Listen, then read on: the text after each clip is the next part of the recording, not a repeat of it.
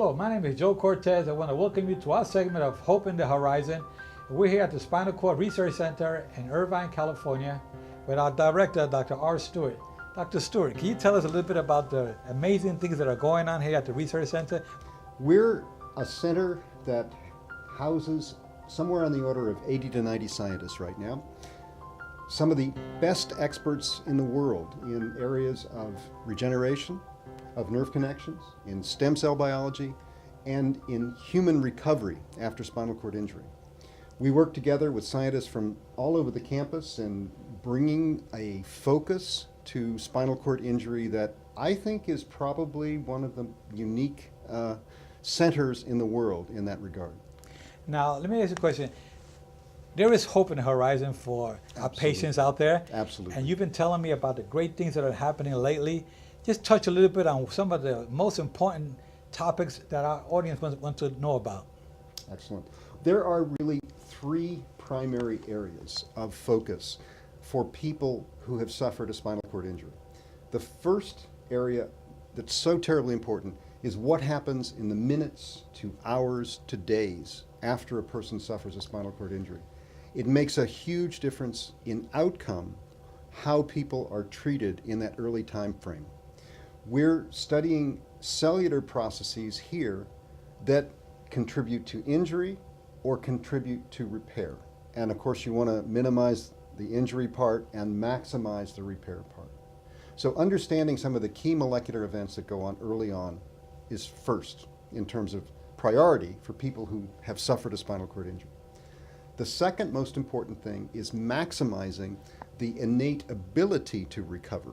That is, making it possible for people to really fulfill what is their potential for whatever injury that they have. If a person has an injury at the cervical level in the neck, the priority is getting hand function back, to be able to do day-to-day activities, to eat, to drive. If an injury is lower, the focus is on being able to move, to transfer, to be able to regain, hopefully, bowel, bladder, sexual function, all of these things. So recovery of function.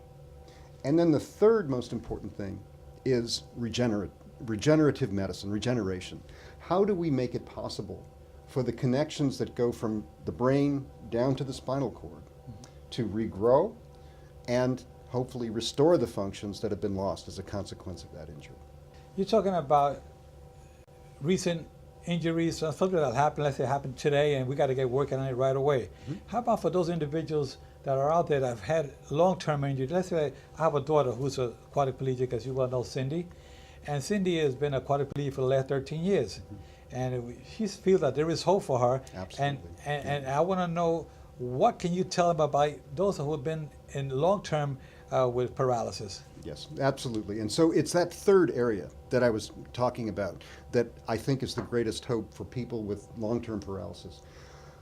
We talk here about regeneration, regrowing connections, restoring function, and every kind of aspect of repair is something that we are interested in here at the center.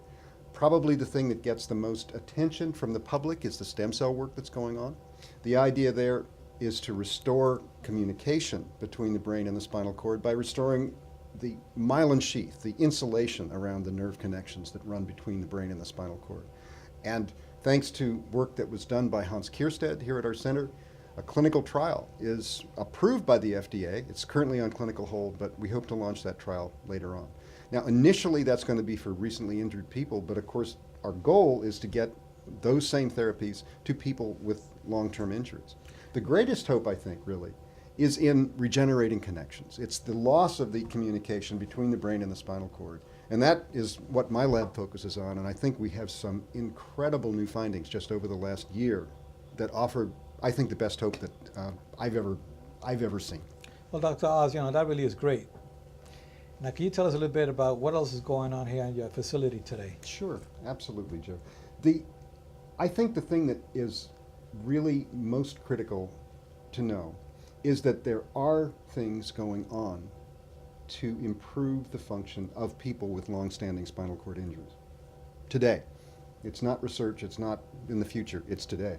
For example, one of the projects that we have going on right now involves helping people who have partial function be able to function better.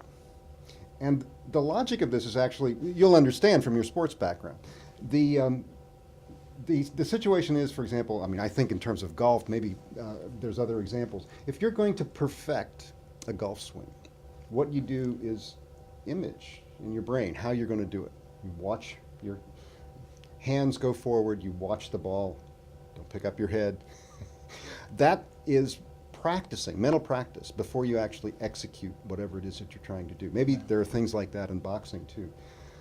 What we're trying to do is use the same kind of approach and philosophy for people with spinal cord injuries to learn how to walk better. So they actually go and imagine practicing walking, doing the movement that they're going to do, and then they go do it, and then we combine that with actually imaging their brain. So it's kind of an imaging on one side and imaging on the other side as well. And we're trying to understand how that kind of practice can make it so that people can actually improve their function.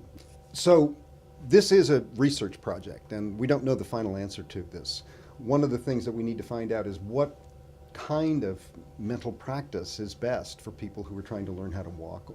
How much time do you need to spend on it? So we'll be putting the data together over the next few months and hopefully be able to come to some better understanding of what actually we need to do for people. Great, great. Well, you know, we spoke earlier today with Dr. Kelly Sharp, who's a great individual here at the Research Center. Let's see what she had to say today. Hey Kelly, can I interrupt you for a second? Sure. I'd like to introduce Joe Cortez. Joe is here hosting Hi, how our are new you? show, Hope in the Horizon. Okay. And Kelly is over here in our Center for Human Subject Research. She's doing some of the work on improving function for people with long-term spinal cord injuries. Wow, so how long have you been doing this, Kelly? I've been doing it since 1998. Yeah, so what are your facility, I mean, what do you do here per se? So what we're focusing on in this study in particular is that we're working on individuals with spinal cord injury, and we're working with trying to improve their function in their walking, in their gait, over with using also mental practice. So for example, when you actually when you walk, you're thinking about doing an action while you're walking. So that's what we're focusing on. So we do physical therapy, and then we do a mental practice session to improve gait function after injury. So how many times a week do they come, or is it They come 3 times a week for an hour a week. an hour a week? And this is what, a clinical trial? It's a clinical study. So we're funded by NIH to do this study. We got a grant for it. And so there's also an MRI component too. So we look at the brain before we do the treatment, and we look at the brain after the treatment with an MRI, a functional MRI. So we want to look and see if we've improved their ability to bring their nose to their toe after our treatment. And then we'll look at the brain and see what the activity is going on before and after our treatment to see if we've made a cortical difference as well. So the idea is if you have any type of spinal cord input changes after the treatment, and looking in the brain as well.